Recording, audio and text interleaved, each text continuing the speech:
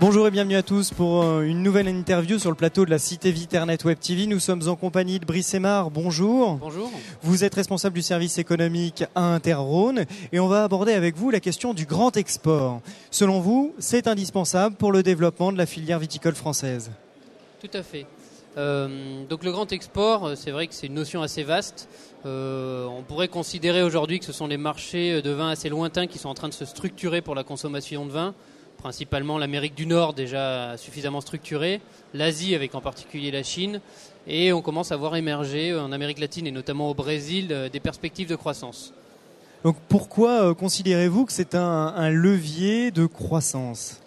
Il y a deux manières de le voir, on va dire. Il y a le verre à moitié vide, c'est que d'une part les marchés traditionnellement importateurs de vin sont saturés. Aujourd'hui, on va dire que c'est un gâteau dont la taille n'augmente plus et au contraire, il y a de plus en plus de concurrents, donc les parts sont de plus en plus émiettées. Et c'est vrai que si aujourd'hui les vins français veulent continuer à croître à l'export, il faut être capable d'aller regarder plus loin, et notamment vers ce grand export-là. Alors l'autre dimension, c'est le verre à moitié plein, c'est de se dire que ce sont des marchés qui se caractérisent par des populations importantes, 1,3 milliard en Chine, 300 millions aux États-Unis, et des pénétrations encore faibles de vin dans la population. 35% je crois en Chine, 35% aux États-Unis, oui. 35% en Chine. Comparé à un marché mûr, c'est aux alentours de 60 à 80% de consommateurs de vin. On voit qu'il y a des marges de progression assez énormes. Et sur les marchés émergents, comme la Chine ou le Brésil, il y a de surcroît une augmentation de la classe moyenne. Donc des personnes dont le niveau de vie augmente rapidement avec la croissance du marché et qui commencent à occidentaliser leurs pratiques. C'est souvent des marchés sur lesquels on consomme plus de bière et plus de spiritueux et qui passent progressivement à du vin parce que c'est un peu plus sophistiqué et ça va un peu plus avec leur niveau de vie qui augmente. Et la production française aujourd'hui correspond à de tels marchés ? Alors c'est un véritable défi pour la production française. On est toujours le premier producteur mondial avec l'Italie en fonction des années. Le défi pour nous, c'est qu'aujourd'hui on produit 2/3 d'appellations d'origine contrôlée et 1/3 de vins sans IG ou de vins IGP. Or on a des échanges mondiaux sur lesquels les vins en vrac, plutôt sur du prix et du cépage, se développent de plus en plus. Donc il y a un double défi, c'est comment on adapte notre offre française à cette logique-là. C'est-à-dire est-ce qu'on est capable nous de fournir un marché de prix ? Et c'est sûrement pas avec de l'appellation d'origine contrôlée qui a des contraintes de production assez fortes qu'on pourra le faire. Par contre, à l'inverse, c'est ces appellations d'origine contrôlée, quels sont les autres leviers de croissance pour eux? Et le grand export et les marchés émergents sont une réponse, puisque bien souvent l'offre française sur ces marchés-là est plutôt sur le milieu et le haut de gamme, et donc plutôt une cible intéressante pour les appellations d'origine contrôlée. Si je comprends bien, c'est développer le vrac et réduire un petit peu la production AOC ? Mécaniquement, on peut supposer que si les appellations n'arrivent pas en tout cas à trouver les leviers de croissance sur les marchés émergents à des prix suffisamment valorisants, il y a des positions qui vont être de moins en moins rentables sur des marchés comme les Pays-Bas ou la Suisse par exemple, qui sont très agressifs sur le prix, ou l'Allemagne, et que là, on peut supposer que l'appellation d'origine contrôlée ne pourra plus tenir éternellement un rang face à du Chili à 30 centimes d'euros le litre ou face à des vins sans IG ou IGP, et que si on n'arrive pas à trouver des volumes équivalents en Chine ou aux États-Unis, forcément on aura peut-être une production d'appellation un peu moindre, mais l'enjeu sera justement de la repositionner, peut-être moins de volume, plus valorisé, et peut-être être capable d'aller aussi attaquer les pays concurrents sur du 100 JG de cépage. Vous parliez tout à l'heure d'un virage culturel pour la production française ? C'est vrai que dans certaines régions, on est bien placé pour le savoir dans le Rhône, les producteurs sont très attachés à leurs appellations d'origine contrôlée et on le comprend, c'est ce qui fait la spécificité. Je pense que par rapport à il y a 10 ans, quand on se mettait à se dire qu'il fallait copier les vins du Nouveau Monde avec leur cépage, il n'est pas question de ça pour une appellation. Au contraire, ce qu'il faut qu'on vende, c'est notre différence. Donc je pense qu'ils ont raison d'être fiers de leur appellation et ce qu'il faut qu'on sache faire, c'est la vendre mieux, mieux la valoriser et mieux l'expliquer aussi, peut-être plus simplement. Par contre, en parallèle, ça veut dire aussi qu'il faut accepter de ne pas vendre de l'appellation d'origine contrôlée partout et sur toutes les gammes de prix. Aujourd'hui, une appellation d'origine contrôlée à moins d'1,50 € en France ou en Allemagne, c'est peut-être pas sa place. Et par contre, peut-être que certains producteurs ont les moyens de faire du vin sans JG avec des rendements beaucoup plus importants et sont capables d'aller sur ce marché-là de manière plus rentable. Donc c'est vrai qu'il faut se poser ces questions-là. Je pense qu'aujourd'hui, on n'a plus le choix, il faut se poser ces questions-là. Est-ce que vous pouvez nous présenter un petit peu comment ça peut se mettre en place, ça ? Parce que c'est quand même un changement de commercialisation. Comment aujourd'hui on va à l'attaque de ces marchés ? Alors si on se concentre maintenant sur le grand export, on va pas parler du vrac, un marché plus compliqué, mais si on se dit qu'on veut aller un peu attaquer le grand export, si on prend l'exemple du Brésil ou de la Chine par exemple, il y a plusieurs questions à se poser.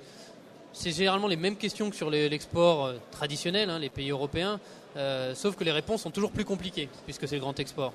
Donc par exemple, première question, c'est est-ce qu'il y a une consommation sur place? Est-ce que ça sert à quelque chose d'aller sur ce marché? Est-ce qu'il y a des consommateurs pour le vin? Sont-ils prêts? Pardon? Et sont-ils prêts à consommer? Et sont-ils prêts? Donc, par exemple, le Brésil ou la Chine, comme j'ai dit, il y a une classe moyenne qui augmente, donc on voit des consommateurs de vin qui arrivent, donc le potentiel de croissance est là. Par contre, la deuxième question, c'est que ce sont des gens qui n'y connaissent rien en vin du tout, qui culturellement, pour l'Asie, sont très éloignés de nous. Donc il va falloir adapter son discours et se mettre dans l'idée qu'on va aller leur parler de vin probablement autrement que ce qu'on fait par exemple en Belgique ou en France. Ça, c'est le premier élément. Deuxième élément, c'est on a identifié qu'il y avait des consommateurs. Est-ce qu'il y a un réseau de distribution? Est-ce qu'il y a des importateurs fiables? Et souvent, sur ces marchés-là, ils sont en train de se structurer, mais c'est encore beaucoup la jungle. C'est un défi majeur du grand export, la Chine, la Russie ou le Brésil. C'est qu'il y a des interlocuteurs intéressants, il y a aussi des interlocuteurs peu dignes de confiance. C'est difficile d'aller trouver le bon interlocuteur sur ces marchés-là. Mais ils existent de plus en plus. Ils sont de plus en plus demandeurs d'informations sur nos vins. Et si on ne leur donne pas aujourd'hui, une fois qu'ils se seront structurés, ça sera trop tard. Donc c'est vrai que c'est très important aujourd'hui d'aller leur expliquer qui sont les vins français, qui sont nos appellations. On le fait beaucoup, nous, par exemple, sur le Rhône, sur la Chine, pour qu'ils comprennent tout de suite qui nous sommes, pour que le jour où le marché du vin chinois sera mûr, on soit installé dans l'esprit des professionnels. Et puis ensuite, un autre élément qui est très important et très compliqué, c'est tout ce qui est réglementation et logistique. Oui. Dès qu'on parle grand export, on va parler fret aérien ou fret bateau.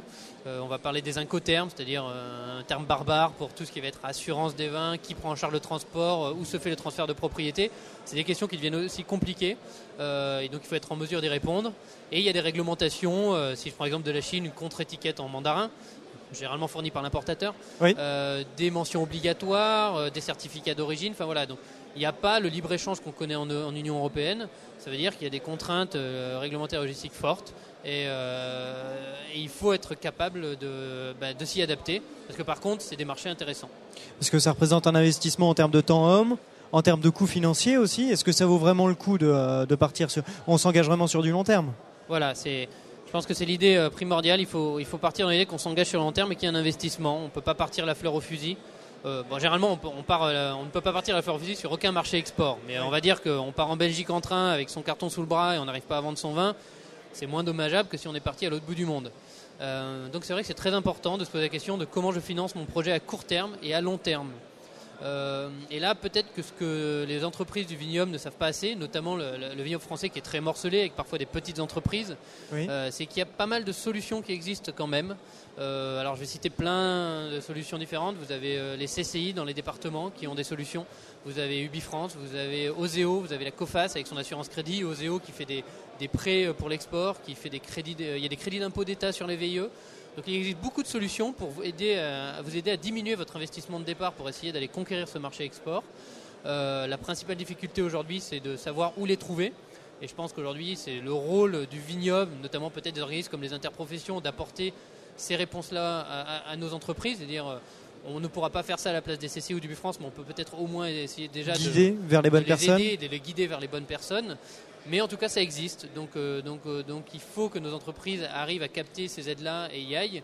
Et une fois qu'on a réussi à se lancer, donc il faut savoir où on veut aller, il faut savoir ce qu'on a à vendre, il faut se renseigner sur le marché. Il faut ensuite éventuellement se former si on a des lacunes. On ne peut pas, aujourd'hui, si on a une cave qui vend en vrac, d'un coup se dire du jour au lendemain, je veux faire de la bouteille et partir en Chine parce que ça marche bien. Si on n'inclut pas dans son prix de vente les coûts commerciaux, l'animation commerciale, on va droit dans le mur. Donc voilà, il y a tout un certain nombre de questions à se poser et quand on n'a pas la réponse, il faut être capable de se former pour ça.